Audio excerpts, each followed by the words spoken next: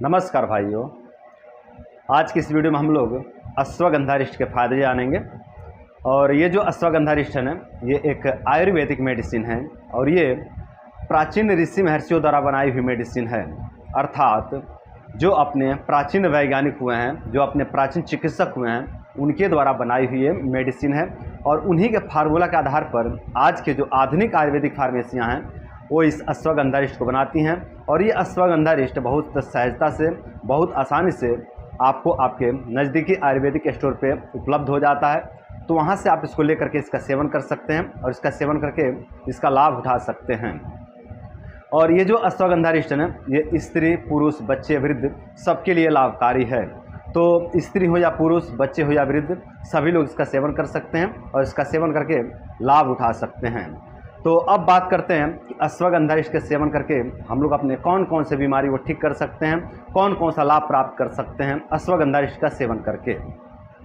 तो अगर अश्वगंधारिष्ट के फायदे की बात करें ना, तो जिन लोगों का वजन दिन प्रतिदिन कम होते जा रहा है, मतलब जिन लोगों का शरीर दिन प्रतिदिन क्षय होते जा रहा है, जिन लोगों का शरीर दिन प्रतिदिन नष्ट होते जा रहा है, वो लोग अश्वगंधारिष्ट का सेवन करके अपने शरीर का जो क्षय हो रहा है उसको रोक सकते हैं और अपने शरीर के वजन को पुनः जो है कि वृद्धि कर सकते हैं, पुनः अपने वजन को बढ़ा सकते हैं इस अश्वगंधारिष्ट के सेवन से।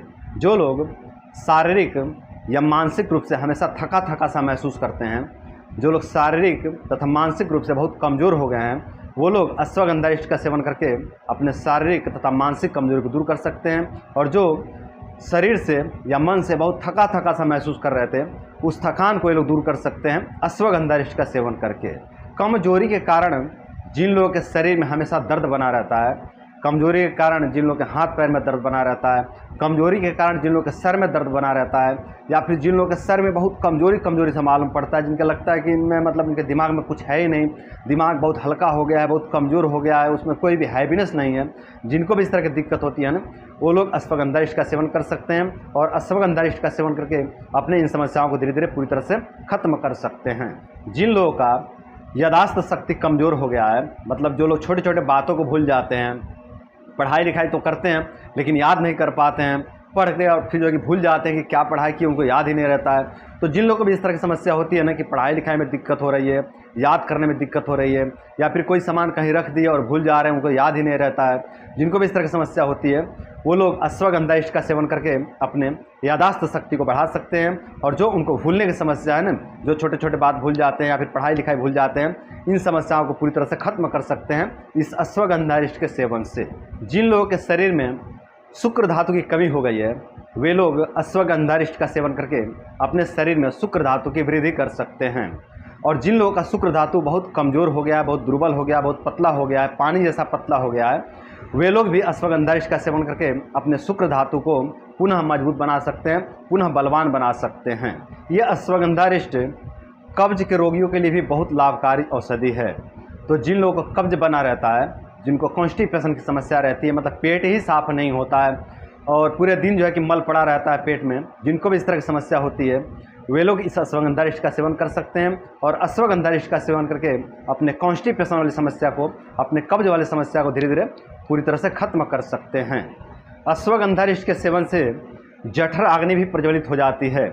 और जब पेट की जठराग्नि प्रज्वलित हो जाती है ना, तो पेट से संबंधित, पाचन तंत्र से संबंधित अनेकों प्रकार की समस्याएं धीरे धीरे पूरी तरह से खत्म हो जाते हैं।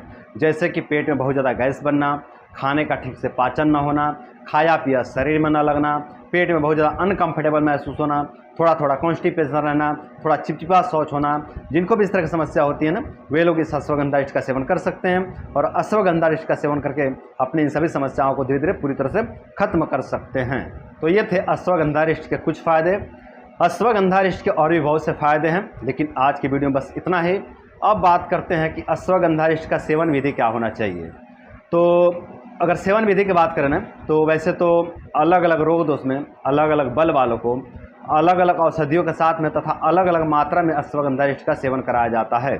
लेकिन हम अगर एक सामान्य सेवन विधि की बात करें ना, तो 20 ml अश्वगंधारिष्ट में 20 ml पानी मिला करके दिन में 2 बार भोजन के बाद सुबह और शाम में इसका सेवन करें। तो ये है इसका सामान्य सेवन विधि। और एक महत्वपूर्ण बात, जिन लोगों को अश्वगंधारिष्ट सूट नहीं करता है ना, वो लोग अश्वगंधा का चूर्ण का सेवन कर सकते हैं। जिनको भी अश्वगंधारिष्ट लेने से कोई दिक्कत होती है वो लोग अश्वगंधा का चूर्ण लेकर के लाभ उठा सकते हैं।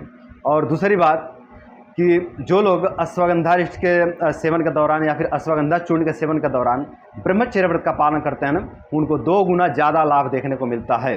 तो आप जो है कि अश्वगंधारिष्ट के सेवन के दौरान या फिर अश्वगंधा चूर्ण के सेवन के दौरान ब्रह्मचर्य का पालन भी जरूर करें।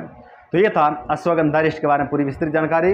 उम्मीद करता हूँ कि वीडियो आप लोगों को बहुत पसंद आया होगा, और साथ ही भी उम्मीद करता हूँ कि इस वीडियो को फॉलो करके अश्वगंधारिष्ट का सेवन करके आप लोग अपने रोग दोष कमजोरी बीमारी को दूर करेंगे, और अपने रोग दोष कमजोरी बीमारी को दूर करके आप लोग अपने जीवन को सुंदर, सरल एवं सफल बनाएंगे। तो आज के लिए इतना ही। नमस्कार।